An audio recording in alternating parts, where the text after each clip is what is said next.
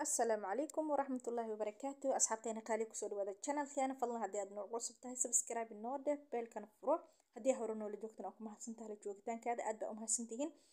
ما أنت واحد قاعد دونا إن شاء الله تعالى جبري ملا دبنتها هاي حلي كبيريوت كحنون مرة دي محيه تود دوين حنون بابية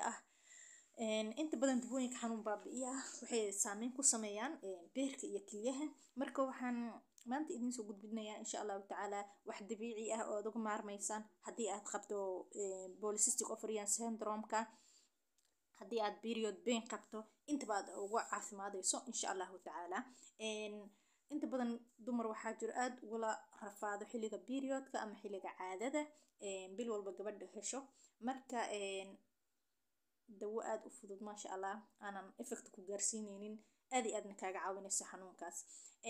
waxaa weeye waa qarfo ama cinnamon qof kasta siduu u yaqaano qorfaha ayaa soo qaadanaysa waxaa soo qaadanaysa qorfe budo ayaad ka dhigaysaa inta badan waxaa fiican inaad gurigaada ku shiidato waad shiidanaysaa marka aad shiidato waxaad ku darsanaysaa biyo kulul ayaad ku darsanaysaa qorfaha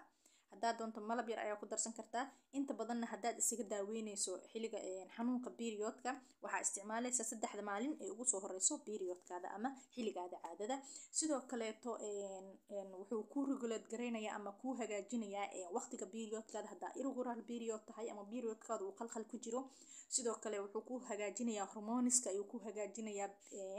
sidoo kale wuxuu la dagaalamaa infectionka ku dhaca uurku jirta ilaa iyo xubinta taranka ee dumarka sidoo kaleeto gabdhaha qaba polycystic ovarian syndrome-ka insulinta ayuu hoos uga dhigayaa sidoo kale blood sugar-ka ama sokorta dhiigga ayay gabdhahani inta badan ku dhacda hoos ayuu kaaga dhigayaa sidoo kaleeto wuxuu ku maxay ahayd ku regulate gareynayaa periodkaaga ayuu ku regulate gareynayaa sidoo kale wuxuu sare u qaadayaa progesterone ayuu sare u qaadayaa progesterone-kana waa hormoon ka mid ah hormoonada gabdhaha ilaahay markay ubad siinayaan hadduu progesterone-kaas kaa hooseeyo inta badan gabdhuhu way ka raagtaa haddii laakiin gabdhaha qaba polycystic-gana progesterone-kaas ayaa hoos uga dhaca progesterone-kaasi waa hormoon soo deeya dheecaano xilliga ay ugxaanta diyaarka tahay marka haddii aasan inta badanna gabdhaha polycystic qabo dheecaanadaasi ma helaan waxaa ku yar progesterone-ka hormoonkaas ayuu sare kugu qaadayaa sidoo kaleeto cinnamonka wuxuu kaa yareynayaa belly fat ayuu kaa yareynayaa ama baruurta ku dhalata caloosho kaleeto inta badan gabdhaha polycystic qabana caloosha inta badan way soo buurataa ama way soo weynaataa ama fat ayaa uga dhashtaa maasha Allah blood sugar-kana aad ayuu hoos kaaga dhigayaa sokorta sidoo kaleeto wuxuu ku hagaajinayaa insulinta gabdhaha polycystic qaba insulintooda ma hagaagsana sidoo kale insulinta ayuu ku hagaajinayaa maasha Allah qorfaha lama soo koobi karo maxay ahayd dawadiisa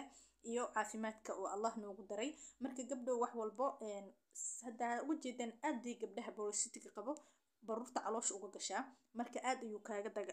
kaagala dagaalamayaa cinnamonka ama qorfaha maasha Allah hormoniskaagana aad ayuu kuugu saxayaa inta badan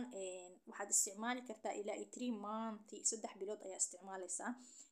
haddii aad doonayso inaad isaga daaweyso polycystic-ga